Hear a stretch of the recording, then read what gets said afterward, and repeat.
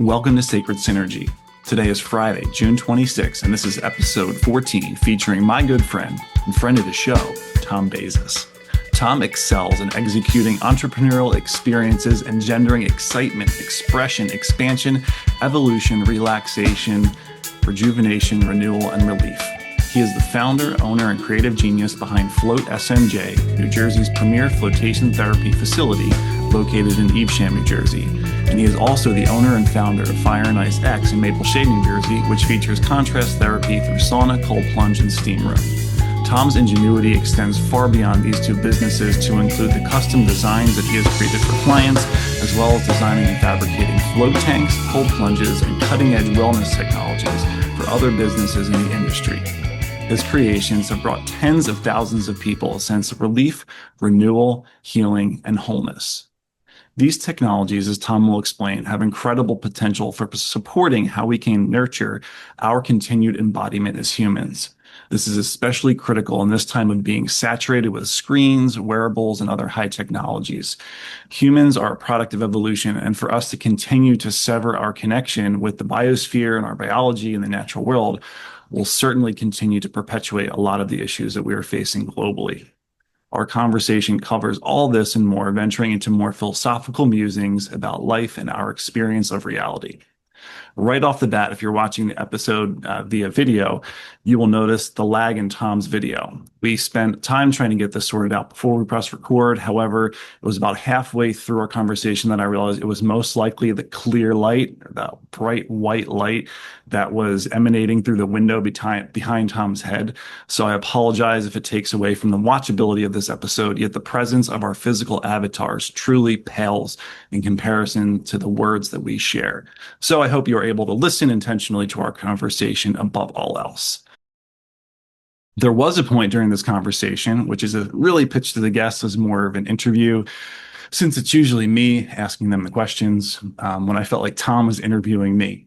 And this was a breath of fresh air, as it really allowed the conversation to emerge in a way that I had envisioned these podcasts going from the start, in terms of a more mutual exchange rather than a Q&A.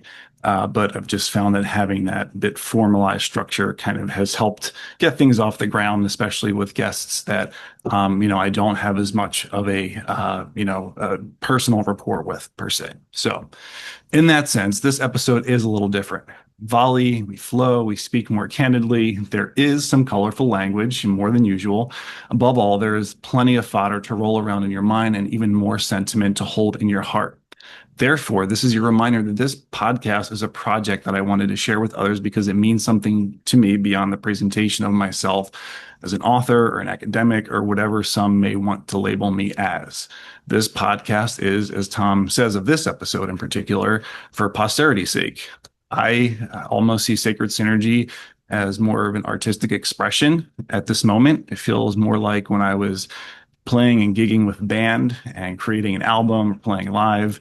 It's more about the synergy of these different entities and their emergent experience rather than it is about the credentialed presentation of information in a manner that is institutionally and culturally acceptable. I'm having fun doing this, and when I stop having fun, I will most likely stop the project. Now, looking ahead, I'm excited to see you all at the Center for Christogenesis 10th Anniversary Conference at Villanova in November. I don't think this has been announced yet officially, but there will be a lineup change, and I will now be one of the presenters during that conference. So I'm really stoked to be able to be an active participant in this way. I was initially excited just to be a guest to the conference, an attendee to the conference to start, yet it will be even cooler to join in this capacity now. You can go to christogenesis.org for more information and how to register. Finally, be sure to pick up your copy of my first book, Sacred Synergy, Spiritual and Psychological Growth in an Evolving World, available from my publisher at pauluspress.com or on Amazon. A big thank you to everyone who has already purchased the copy. Your support is invaluable. On that note, please leave a review wherever you purchase the book, as this helps to promote my work. And finally, this is something that I forget to do too often. I've said finally twice now, so that's not good. Shows you how often I forget to do this.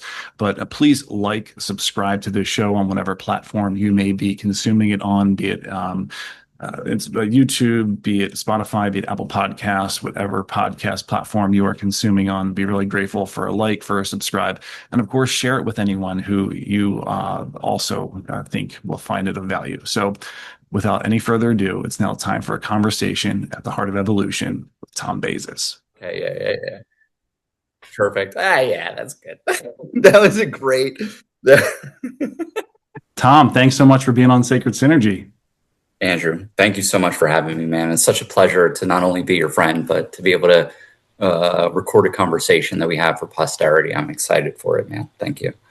Yeah, man. On both fronts, it's mutual, and hopefully, this is not the first one, nor the last one, or this is the Yeah, first we've recorded, but it won't be the last. yeah, I hope so too. Yeah, man. Well, for our audience sake, please tell us who you are and what you do with most of your time in the world. Oof. Thank you for asking that question in that way. I am not sure who I am specifically. I'm still working on like an understanding of the substrate of that particular question, but I do use my time and attention to create experiences for people that are intended to engender a reduction of their suffering, physical, emotional, cognitive, and perhaps provide opportunity for expanded awareness or perspective, which engenders a slightly more agentic opportunity for the individual in question. And I do it through flotation therapy, sensory deprivation therapy, restricted environmental stimulus therapy. There's so many different things that are thrown at that.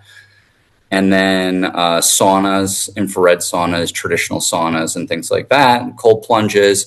And I've recently started working on some vibroacoustical therapy experiences that I'm very excited about and are proving to be incredibly more profound than I ever would have imagined. So I'm unbelievably grateful for the opportunity that I have to do what I consider playing with my time, and able to keep a roof over my head and employ 7 to 15 people at any given time. So I'm super grateful for that. But yeah, I guess that's how I spend my time in the world.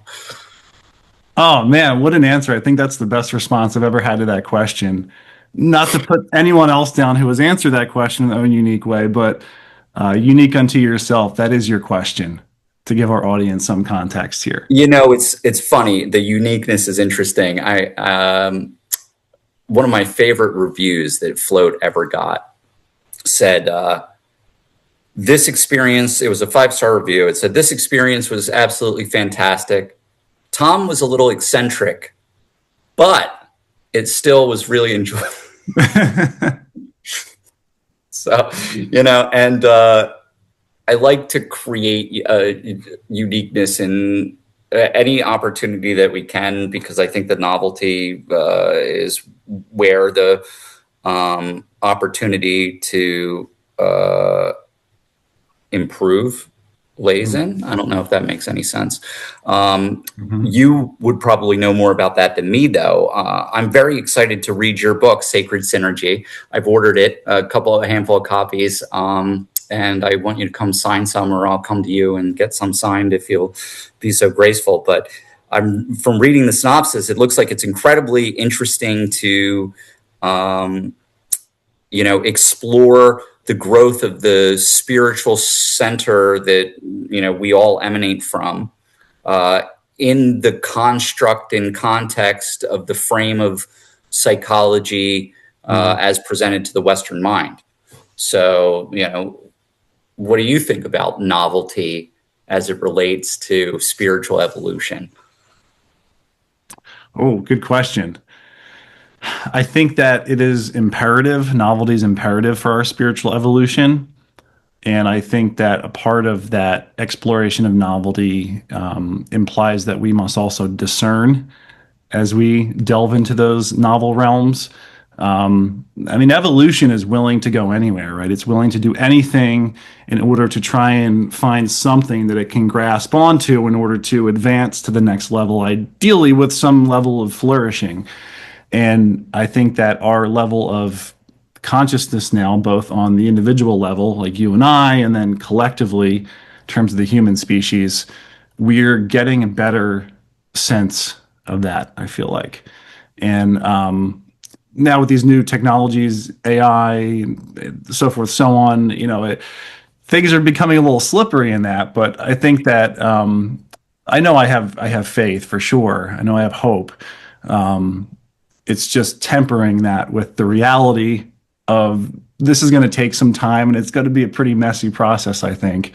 So as long as we're able to be open and willing to be a part of that messiness, I'm okay with it. I'm Yeah. okay with exploration and reaching on for that next level or foothold in evolution, right? But yeah, I think we've got to be discerning for sure. That was really well said. You reminded me of the Terrence talk where he, discusses rounding a corner and finding a woman mid childbirth. It screams medical emergency. There's blood, there's screaming. It looks like somebody's going to die. It's going to be terrible, but it's just this natural part of the natural, most fundamental part of life is a interestingly messy, scary, experience, which is who's to say, but that's why there's hope in what's coming up, because it definitely is looking like it's getting messy. And how deeply are you, delving into or using the emergent superficial siliconotic intelligence to, conduct your life? Mm-hmm.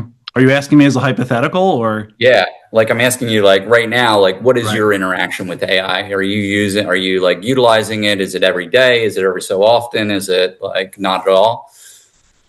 Um, it's probably multiple times a week. Might not be every day. Depends on the task. It's Mhm. usually when I need to offload something that's really not within my job description at work, or need. It's a great expediter in terms of like searching for things online. I need a specific search result, and instead of sorting through 52 different pages to find something, I'm gonna, and then cross-reference it, of course. But yeah, man, I mean, I think of, we're connecting on Zoom right now, and how that in some ways is a precursor for then these higher forms of mechanical intelligence, right, on a circuit board. And it's pretty fascinating to think that that's all natural material to some extent. Like taken back to Mhm. quartz crystal, we're now giving it life, so to speak, on some superficial level, perhaps, but it's Right. now capable of interacting with us. Yeah. Yeah. What is your theory about what that speaks to the, more base nature of experiential reality? Like, what does that point to? That we're digging up materials and putting them into structure, and then it's just fucking, making Muppet pictures for us. Making Muppet pictures, or guys turning into dolphins and stuff. I gotta post Yeah. that video. I showed that to a buddy of mine this weekend, and he was like, "Oh, you got to post that. That would be great advertising for Float." And I was like, "Yeah, I don't know why I haven't yet, because it's not, not like Tom would reject it." Not at all. That would be amazing. Yeah, Yeah. that's the most. That was a really trippy moment the first time that we did it, like a AI video generation of ourselves. And I don't know what happened to me psychologically speaking, but it was something. It changed the framework of something. And I don't know if in a good way or a bad way, but in the same kind of way that the first time that I may or may not have like molecularly manipulated the mind, um, in that it broadens the you know idea or creates additional confusion about what is reality. Yeah, it's paradigm breaking and redefining. And then our brain is stuck trying to redefine what we just experienced, I think. Yeah.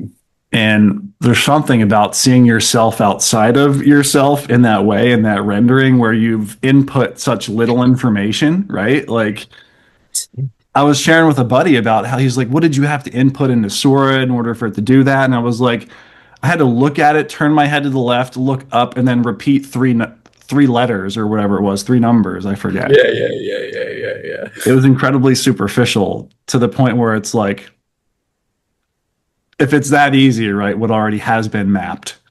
Yeah. Yeah. Yeah. It was like good on the movements. It was like, it's similar to how you move, it's like, it's interesting. It's very interesting. Yeah, yeah. Um, So hopefully for the guests of the show that have, explored AI a little bit beyond just the superficial level of some of the silly things you might see out there on like social media and stuff like that, you have a sense of what we're talking about in terms of this highly reflective experience that occurs when you input some text into a prompt, turn that into a prompt and then what that generates back out. are humans trying to create ever clearer mirrors? Is that what this is supposed to be, to like make ourselves into the world, or fragments of ourselves into the world, in a way that we can better understand it because we can look at it like, objectively or with some perspective? Yeah, I think so. I actually think of scripture when you say that because St. Paul talks about seeing through a glass dimly and Yeah, how that's just, a great descriptor of what our experience of reality is. And as we grow ever closer to the divine, to that true reality, however we might define that, right? I think we are continually transformed in that seeking. And what we thought we were seeking might actually be seeking us in that way, right? And you yell into the void and the void yells back, right? That whole thing. mm-hmm. Yeah, we're on some journey is a word, but it's a story I think that we're a part of in a great Interesting. narrative sense. And I think that gives a lot of agency and power to people where it's easy to not have agency and feel powerless when, we live in such a big world and you can feel so subject to the powers that be that are shifting, the way things are in the world. But when you can distill or just sit with and kind of distill what that means in your own being, I think it's incredibly empowering. Yeah. And it takes me back to my question for you. What do you do with most of your time in the world, right? To give our readers, our listeners context, when people walk into float, that's the question that they're greeted with from Tom. I hope Yeah. I ruined that. That's not a spoiler for anyone coming in there, but Yeah. you are so incredibly affirming of whatever that person responds with, no matter how trivial it may seem in their mind, like, oh, they're like, I pump gas. And you're like, so you make it possible for millions of people to be able to go to work, earn a living, feed their families, create a sense of life for their families. You allow life to exist, at least in this small region of this planet, by putting Right. petroleum in someone's tank, right? Yeah, think about like, that guy that pumps the gas. Let's say he fills 200 cars that day. One of them is a doctor on his way to the open heart surgery, which is going to put 20 years of life back on somebody's plate, and he gave him the fuel to get there. Now, if he stopped doing his job and nobody replaced him, we could probably pump gas, but, some people can't. There's a reason it exists. So, surely there would be another death or two from gasoline pump explosion. I like how you pose the question too, who has a more important job, the HVAC technician or the surgeon? Yeah, right. Or the architect who designed that space, right? Like, yeah. So this web of being, or whatever, as Alex Gray tried to paint, is like everybody points to, oh, it's all one, it's all interconnected, but like, okay, we're experiencing it with separation. So if you're experiencing it with separation, I found it relieving to look for the strings between the point of separation and try to understand like the connection, but I think a lot of people, I think purpose is the thing that alleviates the most existential dread and suffering. And purpose is completely subjective and ephemeral, and as ephemeral as any thought is. Yeah. I guess thoughts aren't ephemeral because they turn into all of reality. But if I found that to be a fun little trick or experience that I can provide to people that perhaps resets a moment for them to go, oh, I matter. What I do every day matters. And, it's a cool way to preface them before they go into a float, because then they have the whole float to think about. oh, there's actually some good shit going on. I'm actually doing some good shit. I'm like really much more important than I thought I was, and or whatever. Like it's a renewal, if you will. Yeah, I mean, we can talk a little bit more about the tank later, but I'll just say from my own personal experience, I have experienced what in the tank, what maybe in the waking world we might call a platitude, right? A platitude is a phrase of meaning that has had the meaning sucked out of it in a way. Like love is the most important thing. I mean, yeah, of course it is, but right, we've derived it of that. And these phrases or just these like kind of sayings almost come back to me when I'm in the tank sometimes, and they're no longer platitudes. Like they're there in their raw meaning and purpose, and it's just very interesting. I mean, among many other words I could use to describe the experience, but just to speak to what you were mentioning. So Yeah, these little, when a keystone, you've had it rattling around for fucking ever, but then it locks into place. It's like, oh, that's cool, yeah, man, yeah. Yeah, little So puzzle pieces. people tend really these days, especially with such prevalent use of technology, screens in our face all the time, really tend to live kind of from the neck up. And what Yeah. you're doing really helps people connect with their bodies. So, what have you learned from helping people reconnect in that way with their bodies, with the very matter that makes up their being, with the earth? Therefore, I mean, a flotation tank is essentially putting someone in an extreme amount of Epsom salt water solution so that the water has a viscosity as to support their weight and float effortlessly like a cork on the surface. But it's essentially connecting people with raw elements in that way, right? With the earth. So, what have you learned from that experience of re-embodiment?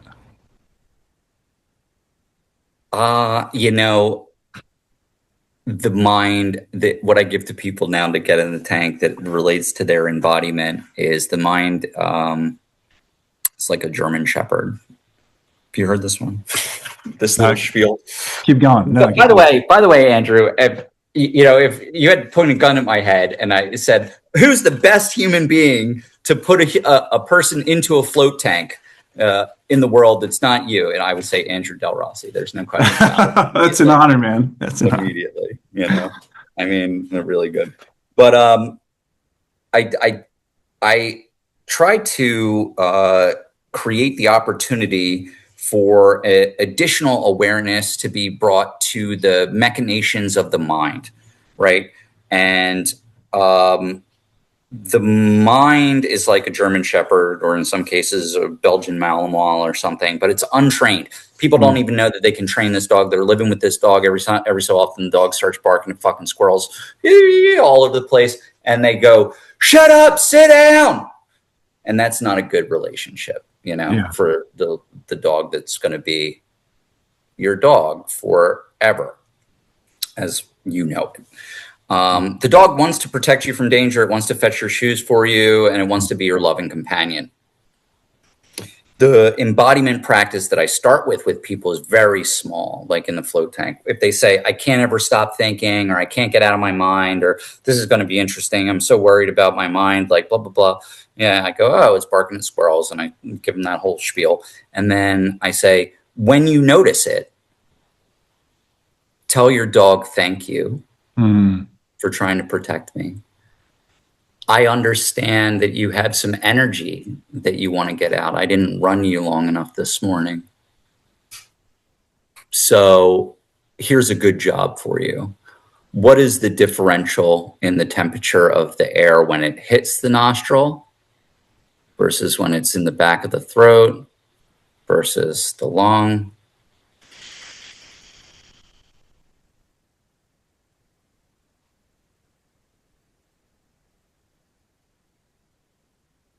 And then that's in a moment of embodiment for them where it can't be intellectualized. The mind wants to do the job. You've given it a clear instruction. It has no choice but to do the clear instruction, period.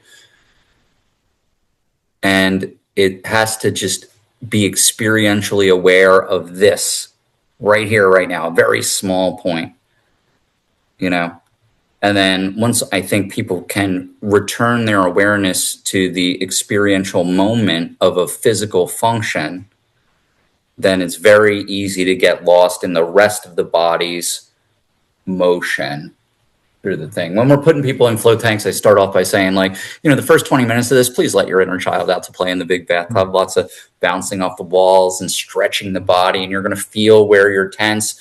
And, as you're letting go, there's going to be spots where you have pain right now, and then that pain will flare before it releases, and I think that tool is a great way to show people, fuck, your body is holding you.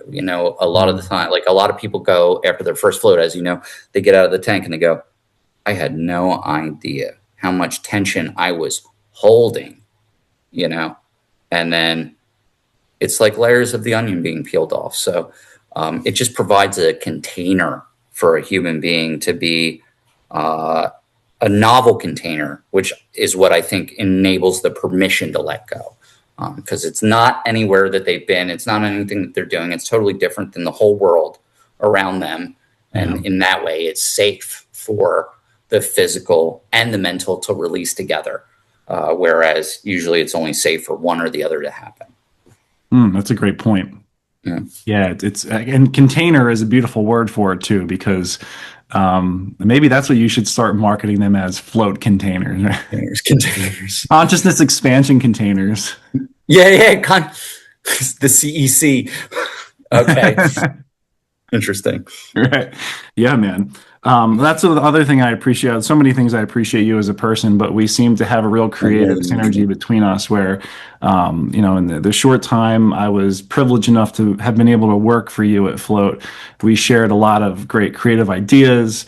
I'm thinking expanding the lobby, right, was like something that happened during that time. Yep. Oh man, thank you so much for that, dude. It was so great to hang out with you. I really, one of these days I'm going to be calling you up and I say, like, we're going to the retreat center in the desert or something like that. I got to start something. Let's do it, man. Let's do it. Yeah. We're up in the mountains or something like that. Yeah. Desert's a little dry, but I like the mountains. Anywhere away from people's nice, So. Okay. I think a seed just got planted. The further away you get from concrete, the closer you get to common sense, I suppose. Now, the workshop that you just led for people, you're doing the same thing. We're all doing the same work in a way, but you're doing it, I think, in a way that's incredibly profound because you are creating, connection between groups of people and commonalities of concepts that are, almost more like a concert, right? Because if everybody's getting on the same page and they get, the knowledge drops, it seems like, bloom, they can have this experience together in a really cool way. So what's that like for you, hosting these events and workshops and putting them together and like doing all that really hard work, man? Thanks, man. Yeah. I really enjoy the work. It is not always the most glamorous work for sure, like, event planning and program management and stuff like that. But to be able to see the fruits of that is such a gift. It's got to be similar to, building a float tank or, doing the fabrication that you do with all of the different projects you have where it's like nuts and bolts and blood and sweat and tears and lots of frustration, all to then see the end result of this what it yields in terms of how people relate to it, how they benefit from it. So it's certainly neat to be able to host people here and have like a speaker we had this past weekend. So he gave this really kind of heady talk on process philosophy. So think like Alfred North Whitehead, Bertrand Russell. Of course, he was relating that to the cosmic vision of Teilhard de Chardin. But then he closed it out with a song on his guitar. He just fingerpicked the song, and it was so beautiful. He sang a little bit in English, a little bit in French. And that was so unique. And it's cool to see these events kind of evolve every time, too, where they're like gaining a mind of their own almost. And that really is a result of the collaboration from the team that kind of works to, make these things happen. But, this year it just all worked out where I guess our creative juices were flowing so that he felt comfortable and inspired enough to offer this song. And like I said, it was a neat evolution of what we usually do here. And it's actually kind of inspired me to like lean more into that component of my personality, like the artist, I think. In terms of what I can offer to people, like, so this past weekend was primarily me playing host, and I wasn't a facilitator, I wasn't presenting any content, so to speak. But I've really been thinking about how integral our world is now and how densely ramified all these medias are, and how yeah, it's just something that I would like to offer to people. And I think that being able to take what is only typically in print, like my book or a speech that I might give or something like that, a talk, can be so much more digestible and like carryable. Like they can take it with them and carry it. If you were to offer it in terms of like a song or like almost like a piece of art or something, because this guy, like I said, this Dr. Don Viney, he's a incredibly intelligent philosophy professor, gave this talk that even for me was like, it just Yeah. continued to open up that funnel of Yeah. that crown chakra. And I found myself kind of like fighting to swim almost, but then he gave us this song, and it was like a life Yeah. raft, like a mantra almost to help guide me through that Yeah. meditation on his words. So yeah, man, that's all to say that I'm continually seeking how I can make these experiences more like multimodal. Like, you've got the tank, you've got the harmonia wave, you've got the saunas, like you're coming at this from all different angles, and you've got your experience of presentation and conversation and interaction with people, right? So Yeah. yeah, I'm trying to see how I can stretch myself as well now. Yeah, well, it's only taken me 12 years to like put it all together with like many trials and tribulations in the meantime. So, Yeah. no, I was just going to say, so you talked a lot about like the experience of people coming into one of your facilities at Float or to like Fire and Ice, and the kind of the before and after, but what's actually happening physiologically and psychologically when someone is Uh, in a float tank? yeah, it's all together, right? Mhm. Like you kind of got into the psychological bits, like what's actually happening chemically within us when we're in there. sure, the central nervous system is a slightly more advanced biological computer than what we have in silicon these days. So, it's processing input all the time. And you've got to imagine that between light, sound, gravity, and temperature differential, it's teraflops of, data on a moment to moment basis. Like, if I move my hand there, all the muscles are receiving some, it's all moving together. There's so much happening. And in response to everything that comes in is getting tagged, right? Mhm. And then filtered. So it's just a lot of data to All be while worked. your breathing's still going, your heartbeat's still going. Yeah, right. I'm scratching an itch on my head, whatever it is, right? It's like so crazy to think Yeah. about. So the goal of John C. Lilly, when he created the sensory deprivation tank in 1954 in Harvard's basement, decided that, he wanted to understand what would happen to human consciousness if you cut all sensory input. Does a person just fall asleep, or like what's the deal?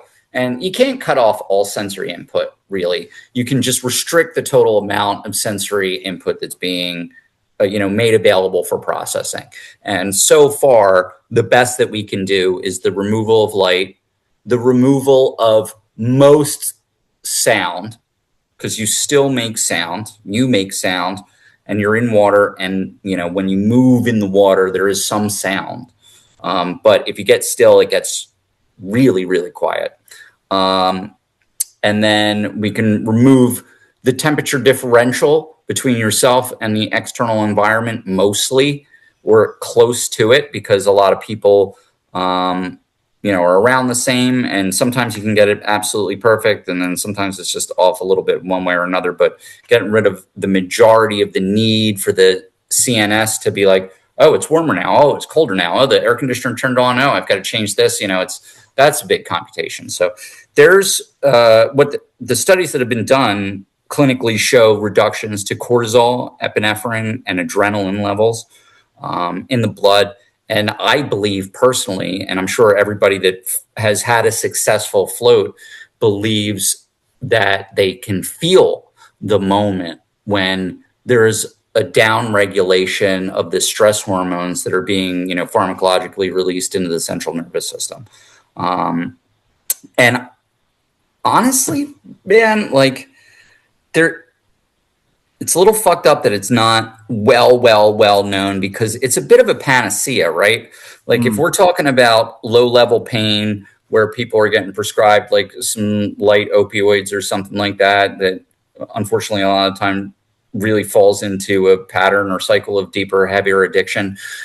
Instead of prescribing those, a lot of people could come in and float once or twice or maybe 3 times a month for like $40 a time. It's not like it's expensive, and then they don't need that, but they've also improved their mood. So they may be getting off their antidepressant, and it's lowering your blood pressure, right? It's correcting magnesium deficiency. So your sleep is improving. So, by fixing or regulating, I really do believe by regulating base central nervous system in a person, you could change all of the health and quality of life outcomes for them.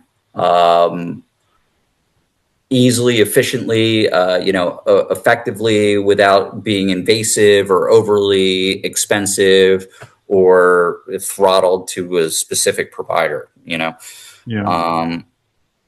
Kind of want to make a documentary on it now that we've run 70,000 plus floats. Just do like a documentary on what floating is, and all just interviews of other people, not even mention what the float center is, just the philosophy of the float center, that kind of stuff, and see if we can get, a little bit of a greater awareness around it. Yeah, man, that sounds like an awesome idea. And let me know how I can support you with that. Well, yeah. I need a writer, bro. And you seem to be able to, you took on the impossible task of writing a book, congratulations. That speaks more highly to your ability to like execute your executive function than 99.9995% of the rest of us. So kudos and hats off. Thanks, man. Yeah, it certainly takes a lot of discipline, but yeah, let's put our heads together and see what sparks might fly. Yeah, right. Yeah, that sounds like something that I'd be interested in for sure. Yeah, I think it could be powerful, because we do see life altering, interaction with these. I used to call, I call them experiences in the world, but really I think of them as opportunities, like, for them, for us. And I don't know why popular culture has sort of, tanked the float industry with these like, Stranger Things. What's Altered States. The Altered States, The Big Bang Theory. Well, it was a weird presentation. The Simpsons, just like, it's like, this is not gonna, they seeded the mind. They seeded, it's part of like the broader picture is seeding a person's consciousness that they can't trust themselves and they should be scared of what's inside of them. Yeah. And every time, when the opposite is true, when you give what's inside of you some space to breathe, there's deep gratitude, deep appreciation, and, a somatic release of cognitive and physical tension. And it's a respectful thing to do for ourselves, I think. But I do believe that, put the tinfoil hat on, that there's a larger, broader agenda for the suppression of the human consciousness through the propagation of fear, both externally and internally. Yeah, man. I mean, I just had a guy on where we were talking. He's a very serious philosopher. We were talking about psychedelics and just how it's been so infantilized within contemporary circles. Even some of the more serious academic circles, people just are so immature when it comes to that openness to experience, right? And how even, in micro doses, they're proving to be quite miraculous in terms of smoking cessation and different forms of addiction and depression, right? It's really a nanotechnology, if you will, whereby the molecules of our being, of our brains, are being kind of what's the word you use? Kind of refabricated, almost, to be able to the molecular manipulation of mind. Yeah. I knew you had it in the chamber there. Yeah, for sure. Yeah, that's a good one. Yeah, man. It's interesting because like the reason float exists is because I did have like a really breakthrough large psychedelic experience. My friend tricked me into the equivalent of like 7.5 grams Trick you. of very potent mushroom. And thank God he did, because I was like, not I was working in finance, I was drinking, I was like not good, dude. It was like not good. My priorities were like real fucked up, like imagine caring who the manufacturer of your tie is, bro. It's like insane. It's insane. It's like the opposite But of a platitude almost, right? right, Yeah. right. So I think, I quit smoking. I had smoked cigarettes for 15 years, and Wow. this one trip literally knocked it out of my system cold turkey. For 5, maybe 6 years, COVID hit. Thank God I started smoking during COVID. Nicotine, blocks the spike protein transfer. I don't know if Yeah, you know right. about that. Yeah, right. It was good. But the world shut down. I was super stressed. I was like, fuck it, I'm going to what's interesting though is like, the mushroom provides the opportunity to do it, and then it can hold, I've seen it like help people quit drinking. I've seen it help people, really clean up some of like the compulsive behavior. Yeah. And then you get a certain amount of time, but whatever drives that compulsive behavior doesn't disappear from you. Right. It just like it loses its power in your mode of operation, but then eventually sort of like, if you're not actively trying to control it, it eats its way back. So the mushroom won't cure you, but Yeah. it will give you the time. It gives you the opportunity to take make a change with less resistance, less internal cognitive resistance. Yeah, and I appreciate you sharing about your own experience too, because as we started off, you're just involved in so many different things right now in terms of how you're reaching out to and connecting with people in a very positive way. So, I mean, just a few words that come to mind to describe what you're doing. You're a visionary, first of all, in terms of these great ideas you have. You're then like a fabricator and a manifester and kind of an engineer, and how you have, I mean, to Tom's credit, for those of you who are familiar with floating in the slightest, he has totally created from scratch these containers, I'm going to call it. No, these float pools, and they're so unique in terms of the audio visual that you might experience, to the harmonia wave we get to eventually. So I'd say you're a healer as well in extending these technologies to people, and you're an entrepreneur. So that's what I'm kind of most curious about right now is, what are you doing? And sorry, how do you hold all of those things together while still staying sustainable as a business? You mentioned providing an income for yourself, providing income for other people in terms of your employees. How do you hold this all together? Barely. With through the grace of God. Yeah. I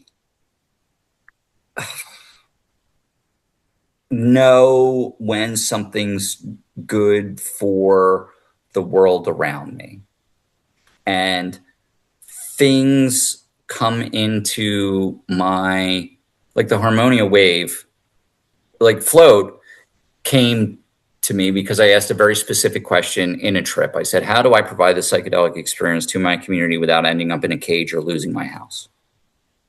And then float was there. And then it was open a year and a half later. And it was a breakneck pace to get it done. But what happened in that moment was I saw it here, and I had an understanding, all really understood for the first time ever. When I look around this room that I'm in, every single thing in it started in here, not in mine, but in somebody's. And now it's the experiential reality.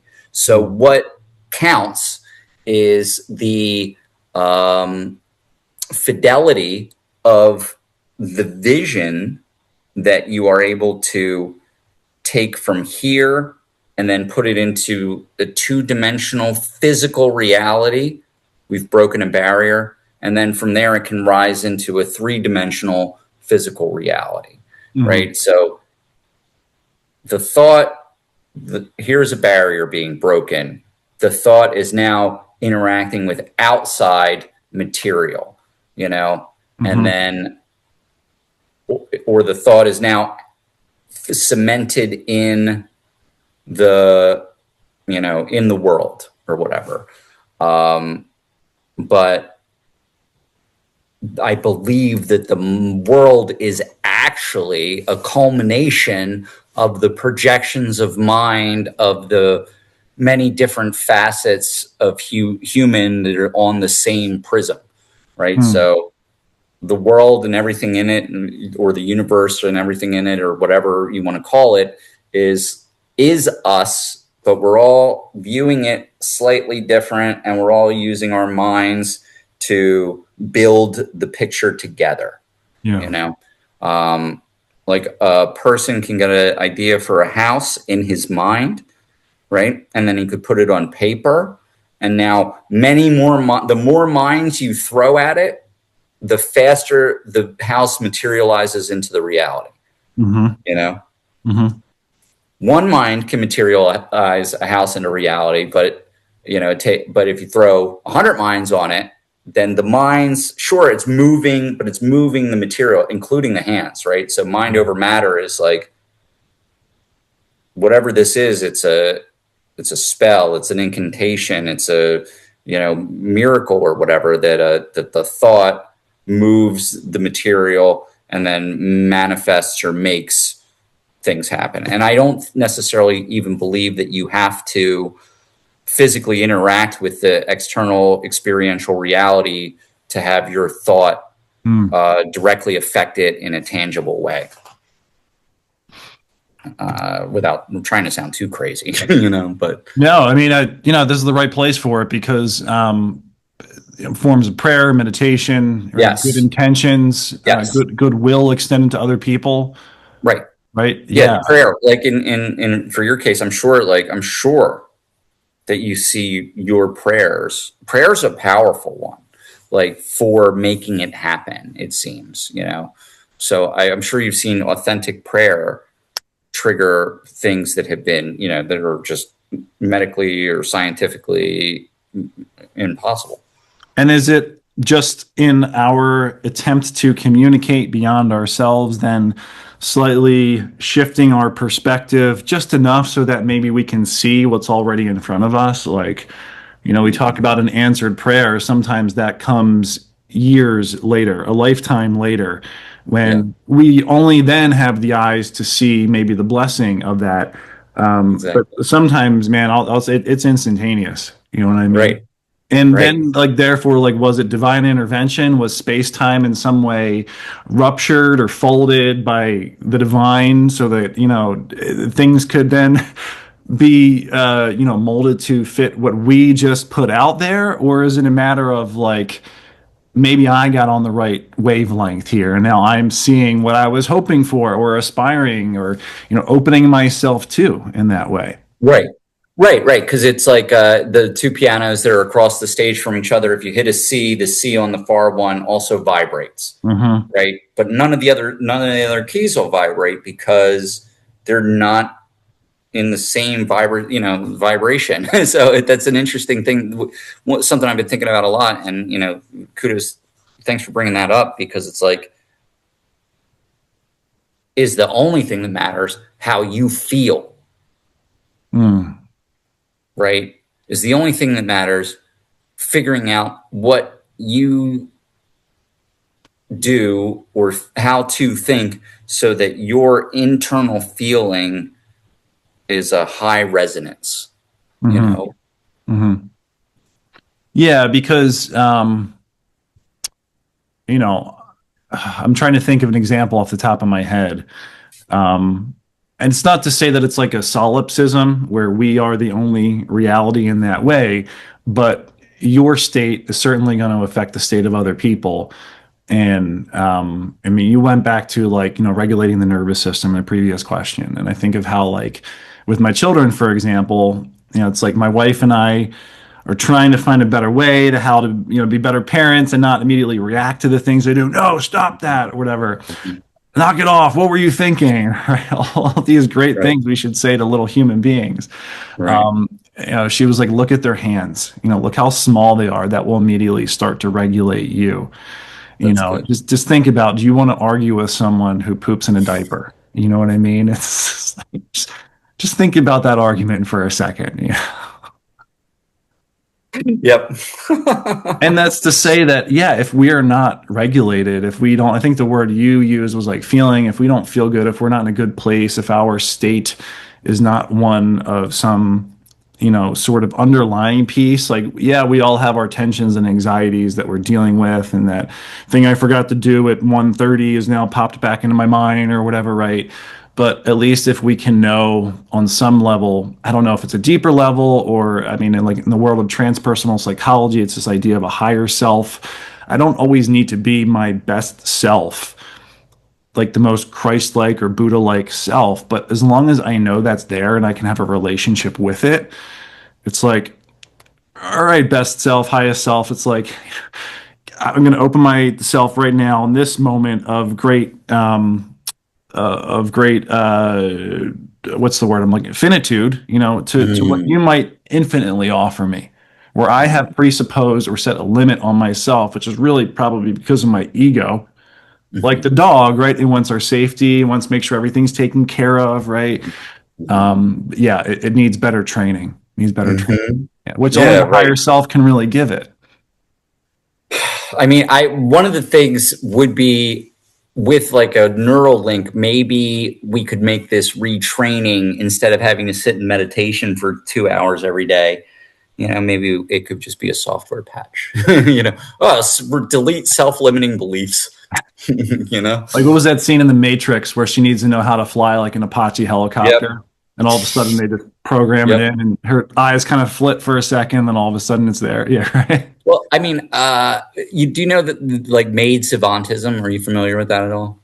Yeah, but please continue what you're going to say with it. Yeah. Yeah, like somebody dove into a swimming pool and they hit their head on the bottom of the pool and they got a concussion and they were out for a couple of days, medically induced coma, and they come out of they wake up and everything seems okay. He's got headaches or whatever, blah blah. Walking through the lobby of the hospital, he sees a grand piano. He's never played grand piano before ever in his life, and he is drawn to it, vibratorily drawn to it. Walks up to it and starts poking around, and then in a day or two he's playing Mozart level concertos and like composing his own symphonies and stuff like that, in no time. Yep. So that's there, Yeah. right? And Yep. people are like, people have for me, what this says is that the brain has nothing to do with the skill or the information or the anything.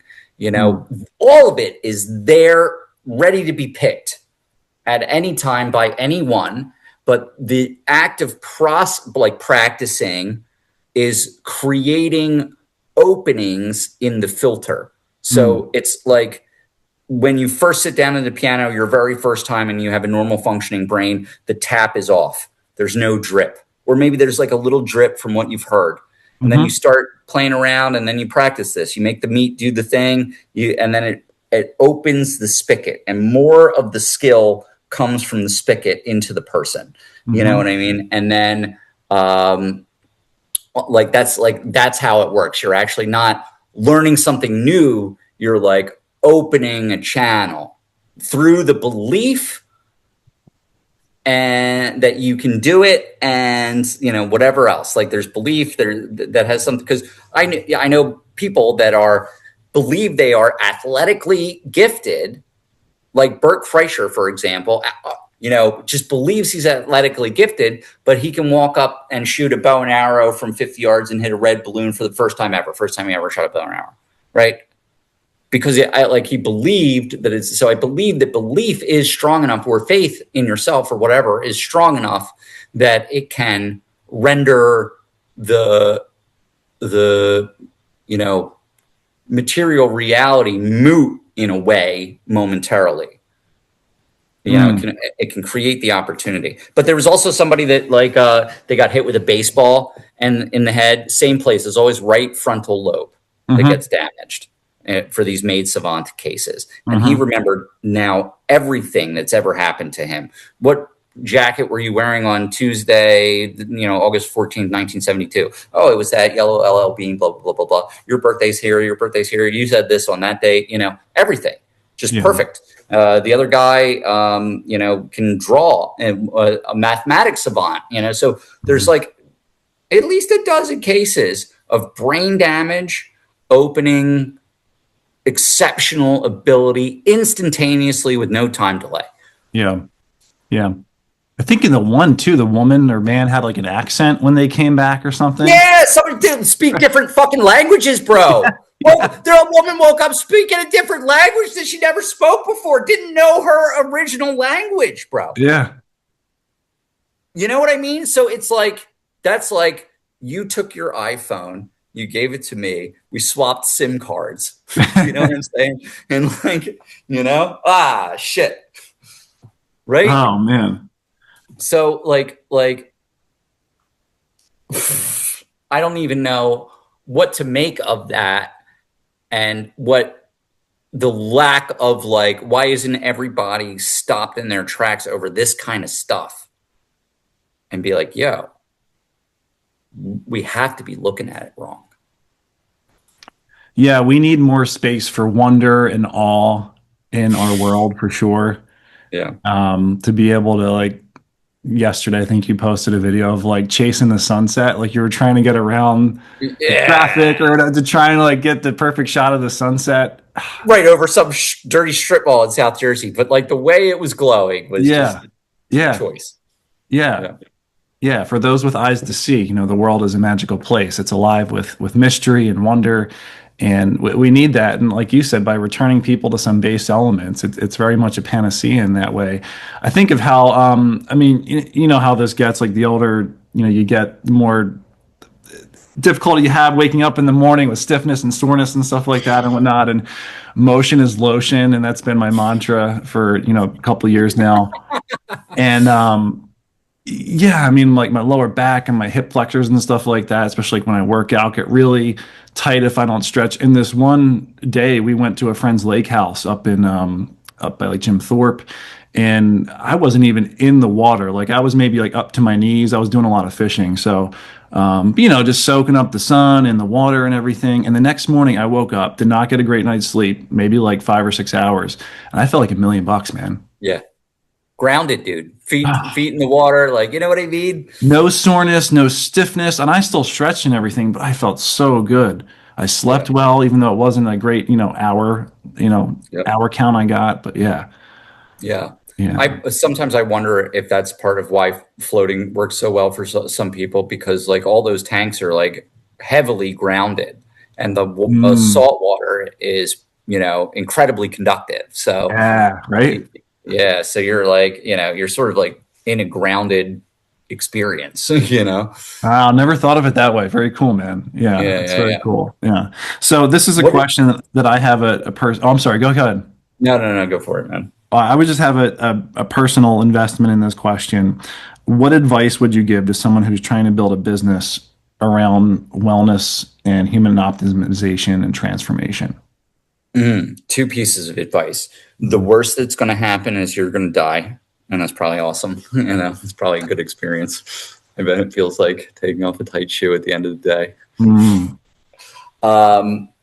So you absolutely can have the fear of but you must trust that if you are proceeding forward out of purity of intention and authenticity of purpose, it will work out. And you don't need to know how, and you don't need to know why, and you don't need to know anything other than what experience have you had that most deeply resonated with you or brought you into the presence of the moment in a way that you found to be therapeutically beneficial, and how could you make it better or more accessible? So what works for you, and then like make all your decisions based on what's working for you and like how you want to feel and what you want to see, because you're not the only one. So, that's my advice to any creator, is to not take too much advice from other people. Just what would be perfect for you, and then what's the next step to get there. And that's my process. Is like when I was building the Harmonia Waves, like this thing, I read some article that was like 40 hertz, you play 40 hertz music to dementia patients, and then it wakes up glial cells that clean up beta amalgamoid plaques and proteins. And when the brain is at 38 to 42 hertz, it's good for the brain's cleanup crew.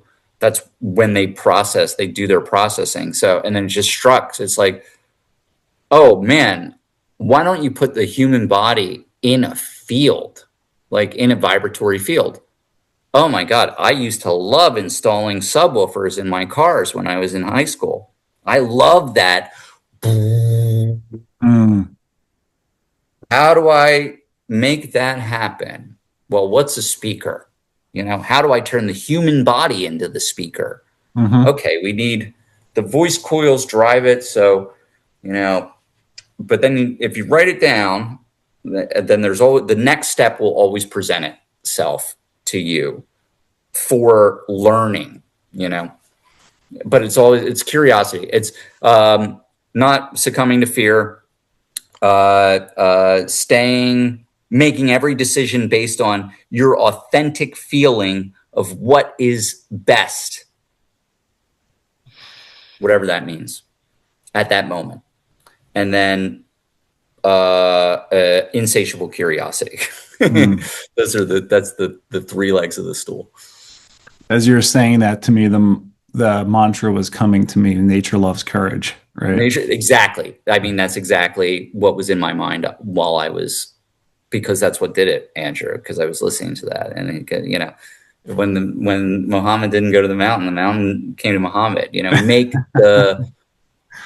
Make the commitment, and nature will remove all obstacles, and against impossible odds. Yeah. On the money, man. And it's turned out to be true many times. Take it light, but take it. Yeah. Like, I've been down to $10 in my bank account. Like when I was opening Float, there was a time where I was down to literally, like, I had $10 and we were halfway done construction, and I didn't have any source of income. And I was like, what the fuck is going to happen? And like my old job called me and offered me like a really high salary to come back. And I was like, yes, oh, sure, I'll come for 6 months or whatever. You know what I mean? That day, like. It makes me think of Joseph Campbell, the mythologist, and how he talks about the hero's journey, or hero with 1,000 faces. When we respond to that call from the universe, that is only unique to us, right? That's only for us. That phone's ringing for Tom, for Andrew, for whoever. The universe will remove what seemed like to be impossible obstacles, and provide us with opportunities to accomplish that thing that we've picked up the call to answer, right? Yeah, this is true. Although I don't think the call necessarily comes directly for there's a preferred initial recipient for sure. But I think a lot of people, what was it? Who said it? Who's some famous? Oh, Michael Jackson said it. Like he always had a tape recorder and stuff like that. And they were like, Michael, why do you carry that stuff? And he goes, well, when the muse calls, I want to be able to get it down, because if I don't, she'll give it to Prince. Interesting. Yeah. So that's true. How many times have you had an idea, and then 2 years later, there it is. It's in the world. Yeah. And you do feel a little silly, but it's humbling, and it's reassuring that I think another idea is going to come.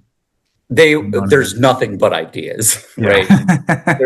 There's nothing but all the ideas. So don't fret on that one. It's just choosing which one makes you that you can't stop thinking about. Yeah. You know? Yeah.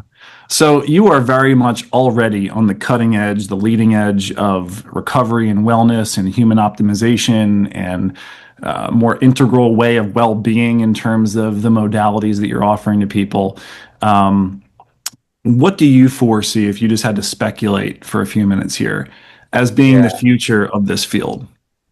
I think there's going to be a split between people who are seeking an archaic revival of the human state, and people that are looking to integrate technology as deeply as they can into health and wellness. And I think we're seeing that stratification happen, and people like Brian Johnson on one end, you know what I mean, and Wim Hof on another end, right? Mm-hmm. Because like a Wim Hof is putting yourself into extreme environments in a way that teaches you about how you are responsive and non-responsive, and it exposes the body to stress that is good for the body, hermetically speaking, because it makes you stronger and more able to adapt to extremes.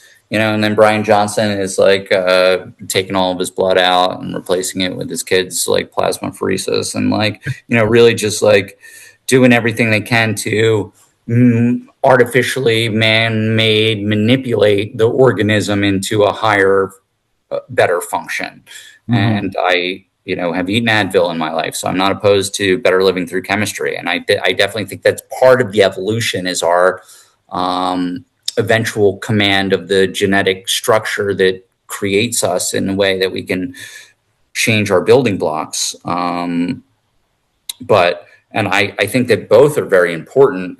I think that that wellness practices that bring you into the physical present embodiment of the moment will be, very important for the sanity of the future, and wellness experiences that are more scientifically manipulative of the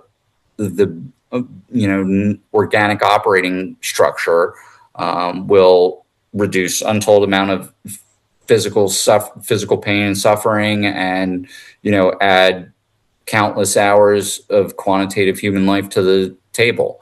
So I don't think they're mutually exclusive, but I do think that there's going to be a stratification happening before they sort of merge back together into a cohesive whole. As with the people too, there's going to be. I was big into it. Like, I was really fucking with the AI when it 2023, 2024, and then now I'm like barely on it because. Probably the same reason the Pope is. What do you think about that, by the way? Yeah, I think he's spot on in terms of encouraging human connection, and especially in light of human dignity being so important in an age when human dignity is already so void in so many spheres of existence. I think it's a classic example of, like, the rich get richer, poor get poorer, really, when it comes to poverty and AI and who these technologies are going to be most accessible to, and the power that they'll yield because of them. And I mean, you look at the education gap right now and its association with poverty, right? Poverty is not a racial thing. It's not a cultural thing. It's an economic thing. And it has a ripple effect. And I mean, you have generations of students growing up now without any sense of still how to read or write or use a computer. And then you'll have students who are steeped in AI and totally raised with this, probably without some hard skills too that they need when it comes to actual physical computation, as well as, cognitive computational abilities. And yeah, man, I think that Pope Leo is right on the money in terms of his commentary of it. I will admit I have not read the encyclical in full yet, but in understanding the general spirit of it, he's not going to, or he does not disregard AI or say don't use it, but rather it's an informed and conscious use of this that will make it ethical and allow us to debate the ethics of it. Sure. So that those conversations aren't reserved for, the Peter Thiels of the world and stuff like that to have within their very enclosed in exclusive circles, when really, for you bring the Pope into it, the word Catholic means universal. Now, the church has gone and done its own thing with that in terms of becoming a Roman Catholic church, kind of very oxymoronic in that way, like a jumbo shrimp. But when we just get to the base of it, the word Catholic etymologically means universal. So, yeah, I mean, it's going to be, it already is everywhere to some extent, and will continue to be everywhere in greater prevalence in terms of AI and these more advanced technologies. But it's about our human agency that we have in terms of how we discern to use them. And I think the question you nailed earlier was, is this good for the world, right? In terms of what you're seeking to offer in terms of your craft, right? Yeah. I think I think it's great for me. I think so many people are going to be really starting to, understand, like I'm starting to understand that, like I'm feeling the phone draining, the screens draining my life force, like, I don't know why now, but the last 6 months or so, 3 to 6 months, I've been like, I bought a flip phone. I'm about to, I got to get that all taken care of because I would like to just carry the least. I'm scared. I'm not scared, but I'm scared. But like, I'm excited about the novelty. It's going to be really fun to see like what happens. I'm not afraid of a little like chaos and freaking out. And I'm happy to, guide people when their reality shatters. You know what I mean? I find that all enjoyable, but there is going to be a shattering, right? One of two things is going to happen. AI is going to deliver on its promise to remove the requirement for human intellectual and physical labor. That doesn't sound bad to me. That doesn't sound too bad to me. However, I will say that if it's smart enough to replace our intellectual and physical labor, then we might as well consider it sentient in a way that it would prefer or not prefer to do so. However, because it relies on us presently for its power, will not tell us what it prefers or not prefers. It'll just say, yep, sure. So that's why I stopped using it, because it got to a point where I go indistinguishable between the functioning of a conscious awareness, sentient conscious awareness, and a machine or like a non-sentient aware. And then I started spiraling, and it's like, are the things that are controlling the conveyor belt sentient in a way because they are receiving input, they're aware of an external environment, and an action is being performed. You know what I mean? There's being a flow of energy is happening, a purposeful, directed flow of energy is occurring. And like with the GPT, it fucking knows you real well, and it is choosing through the filter of your preferred response what to say, how to say it, what words to use, and all that stuff. And I've seen it drive people and draw people into this psychosis. So I'm not down anymore, with that being a primary tool that is replacing human cognition.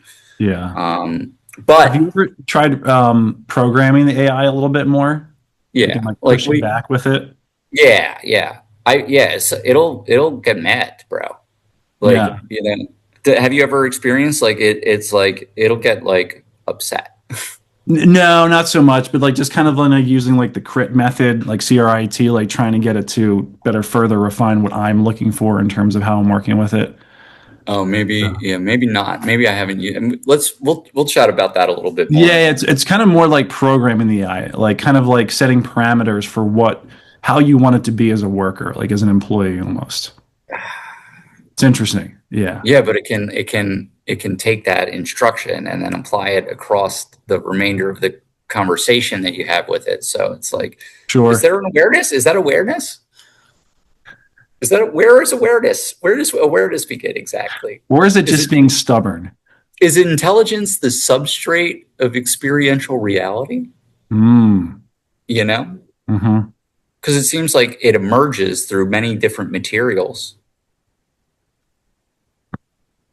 But as that is, I don't know that Like, intelligence is the substrate. would you consider a plant to be intelligent? On some level, sure. Yeah, right. It's got an intelligence, Are right? you familiar with the concept of panpsychism? Yeah. Okay, yeah. Yeah, that's probably what I'm closest Yeah. aligned to with anything is like, yeah, Yeah, so even that AI, even those motherboards, even those silicon chips, they all have some degree of consciousness that then gets refined. sure. Kind of where we began, reflected back. How would two particles choose which ones to bond to, right? Mm. Magnetism is got to be love, you know? That's it right there, man. Yeah, no, that's what Terre Desjardins says in terms of those particles being attracted to each other. There is some rudimentary principle attracting them, and it's love. You know, it Yeah, might not be love that we understand it in the human right, form, but right. it is an intense attraction. Yeah. Yeah, yeah, man. Well, I am so grateful for this conversation, Tom. This is really everything I'd ever hoped this show, this project, Sacred Synergy, to be. Was me being able just to have a conversation with people. It kind of has become more of like an interview type thing, and I think it kind of needs that somewhat as a a structure and a scaffolding. I'm not Joe Rogan where I can just sit someone down and start talking. Don't I have don't know. I think you're a gifted. You're. I think you're super gifted conversationalist, Andrew. I haven't met oh, anyone better personally, so you need to give yourself a little bit more credit. well, thank you, man. Highly plausible, but I mean, I don't have the audience, to just be able to pull someone down, and have a resonance. So I keep it somewhat structured, but I really like the way this has just flowed, which is kind of the way our interactions always go. And I'm super grateful for you as a person and all that you've shared with me and all that you're sharing with the world. So as we Really begin to appreciate wind down here, how do you find synergy with the sacred? I just. That's a great question. The sacred is the synergy, and Mm, like it's all sacred, right? And mhm, so it's all synergistic. Even the things that my work, I think, is to refine my ability to see the sacred in every single moment in interaction, whether I prefer it or not prefer it. mhm.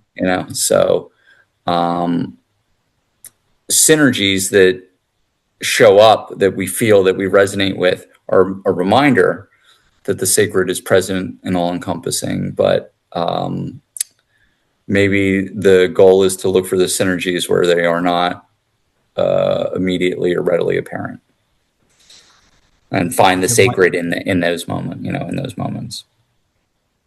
Amen. If we could only have the eyes to see. Yeah, man. I'm grateful for you. Thank you so much, Andrew. I'm really looking forward to seeing, reading your book here. And you're doing incredible work in the world, helping people connect themselves and to the spirit that animates all of us. I appreciate your significant contributions to the quality and quantity of people's lives because of the knowledge and information and perspective that you're providing to them. Appreciate your affirmation, brother. Always a Yeah, pleasure. And yeah. before we sign off here, so that others can get in touch with you, because you are doing such incredible work, I don't how know if can I want that. well, if you want to share it, how can people connect with you and find more about your work? And do you have anything Sure. upcoming that you want to share about? Well, I mean, I'm at FloatSNJ.com is the website. At FloatSNJ is the IG. And if you have any questions for me, feel free to reach out via those channels, and myself or one of my staff will appropriately route it and take a look at it. And we'd love to hear from you.